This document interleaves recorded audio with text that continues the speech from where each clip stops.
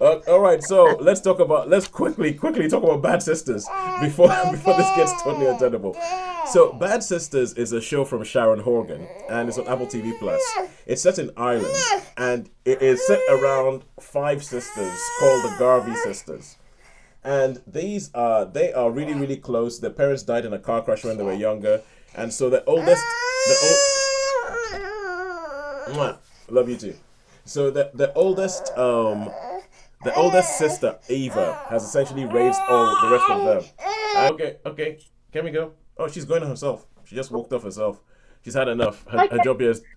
All right, cool. So the eldest sister, played by Sharon Horgan, she wrote it and she's actually in it as well.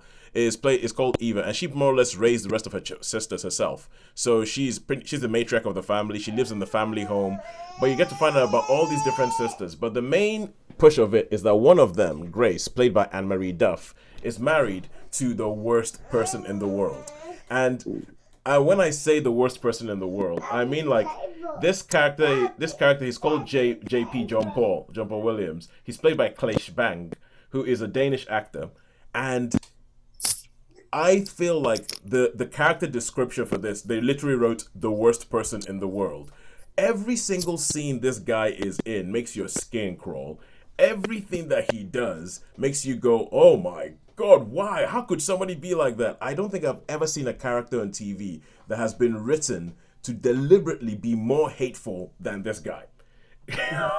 I He was honestly, a hypnotic Dracula in a drama a couple of years ago, wasn't he? yeah, he was. He played Dracula in the Stephen Moffat's Dracula. Yeah. Yeah, and Clash Bang. He's really really good, and he does. Oh, I mean, I'm not sure whether it's Smarm or whether it's, but he is just hateful. He is absolutely hateful in this, and so there's all sorts of stuff. Like if you think about everything when you talk about toxic relationships, this guy is like a walking poster for toxic relationship, for toxic masculinity, and the way he treats his wife, the way he puts her down, the way he does it with this, and the sisters are like, we're losing her. She used to be fun loving. She used to actually have dreams, but she's not just a housewife who stays in the house. Even her own daughter goes, "You don't do anything. You just sit here. You let him walk all over you. What are you for?" That kind of and what comes about is that the sisters, little by little, you because there's let's see, there's Eva, there's BB, there's Ursula, there's Becca, and of Grace. And little by little, it comes to the point where each one of them comes to the point that we need to get rid of this guy. And the show becomes these, the four sisters scheming as to how they're going to save their sister from this man, and they decide that the only way that they're going to be able to do it is to kill the guy, and it becomes about them trying to kill this guy, and then it goes a little bit Fish Called Wanda. Now, if you guys remember Fish Called Wanda, yeah, if you remember Fish Called Wonder, that Michael Palin plays a character in it who is trying to kill an old lady who has a whole bunch of dogs. And do you guys remember this? Yeah. Oh no, okay. Sean doesn't remember Okay. Fish Called Wonder. No. Yeah, yeah. He. But Oh yeah, let, yeah, let- yeah, I do. Yeah, yeah, I do. Yeah, yeah, yeah, yeah. yeah, Of course I do. That's so. Yeah, go on then. Yeah, yeah. Kevin. So yeah, John Cleese and Michael Palin. Yeah, John Cleese, Michael Palin, Yeah, Jamie Lee yeah, I do Curtis, now. Yeah, Kevin Kline, and so Michael Palin plays a character who's trying to kill this old woman who has a whole bunch of dogs, and then the woman proves particularly resilient to being killed. And there's a similar kind of thing that runs through this in Bad Sisters, where they keep trying to they try and kill this guy, and then a lot of this is all about how inept they are at killing somebody.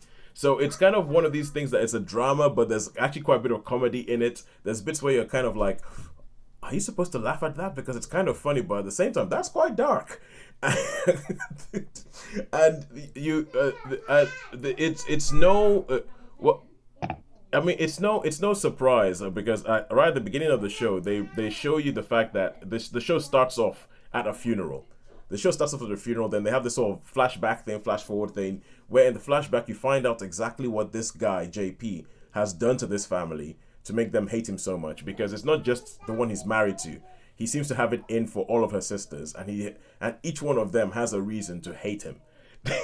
But he's oh my god, he is so hateful. I cannot tell you. My wife watched this over my shoulder. She's probably watched about half an hour of this show in total, and in that half hour, she's gone, "Oh my god, that guy's horrible." Because every single scene he's in, and it's just. But anyway, and so they go back and they try and show you, but at the same time, in the present day, there's these two brothers who had the insurance policy, who are trying everything within their power for their own reasons to not pay out the insurance policy.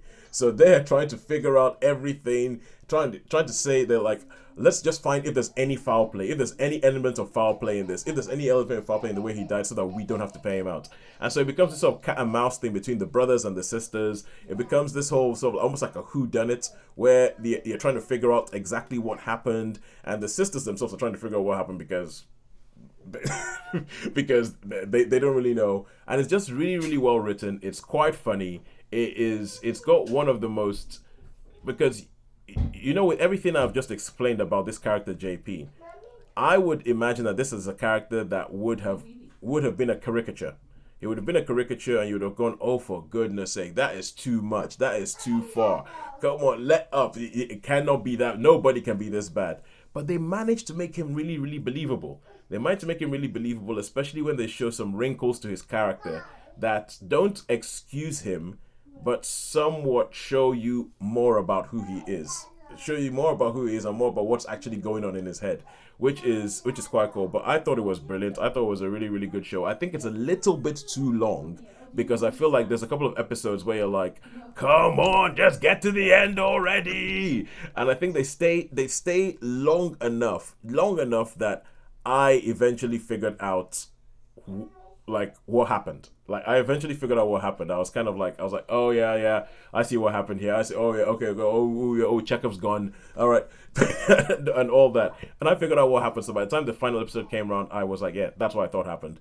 But it's, I think it's a good show, and I would give it a 4 out of 5. Ooh. Yeah,